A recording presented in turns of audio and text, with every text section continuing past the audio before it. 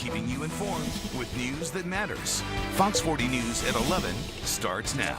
Well, it has happened again. Hackers target companies on 5 continents, shutting down operations and demanding ransom, with at least 3 Northern California businesses on their list. Up next, a live chat with an online security expert trying to help those Golden State Ventures shine through all of this.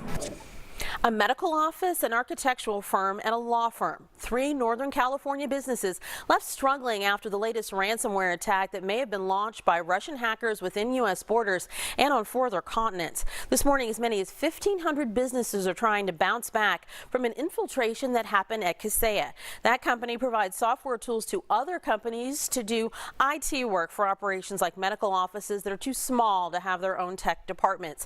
Now, each of them are being asked for between $5 and $70 million for their systems to be released. Paul Nebb of Titan Technologies is a cybersecurity expert working with those 3 companies in Northern California to try and fix this mess, and he joins us now live. Good morning to you. Good morning. It's great to be here. Thank you for your insight this morning. First, how are your clients coping? We know a grocery store chain in Sweden had to shut down 800 locations because their cash registers were taken offline and all of this. Are your clients able to do business today as you help them to try to work out of this hack, or are they closed?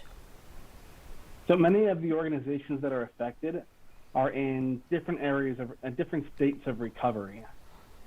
Some are deciding still whether or not to negotiate a ransom. Others have been able to restore from good backups.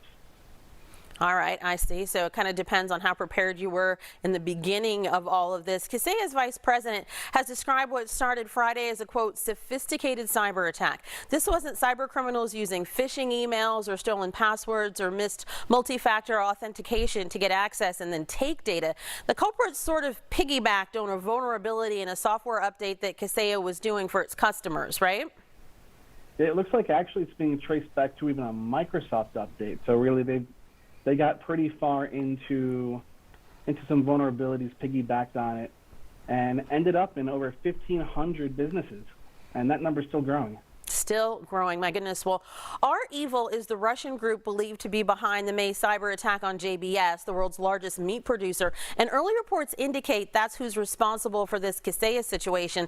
Now, all of this comes after President Biden warned President Putin about this behavior during their first summit, demanding that he do something about these ransomware campaigns. It seems Putin's not really listening here. That's right, and now here we're on the heels of the largest ransomware event ever.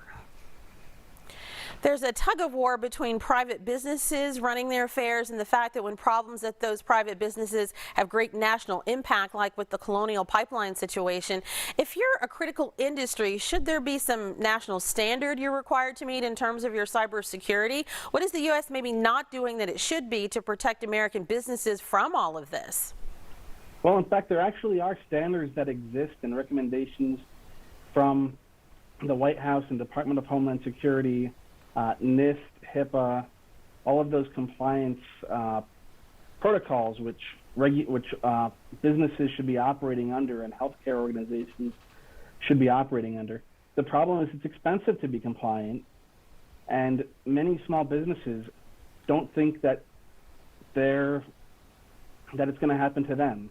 And unfortunately, it's become a matter of not if, but when. And when you're talking about those small businesses, JBS and Colonial, they're massive operations who've been targeted. The medical office and the law firm you're working with, not so much. And as you just mentioned, many entrepreneurs have thought my business is too small to be on the radar of a foreign hacking company.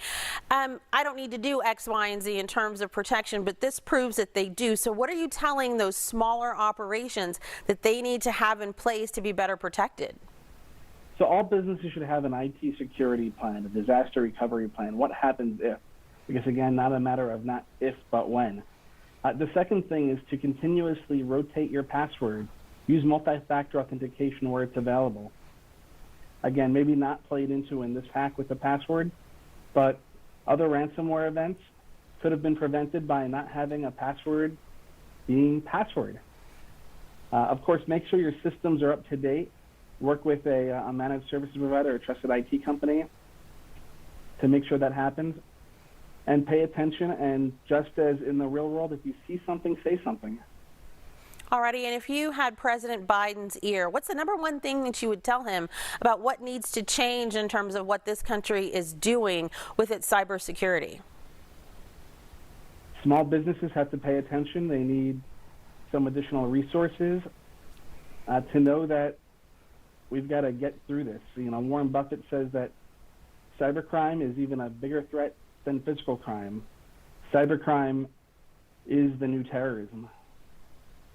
So you would put it on the level with terrorism, and that would be your advice to President Biden. Well, thank you so much for joining us this morning. Thank you for having me.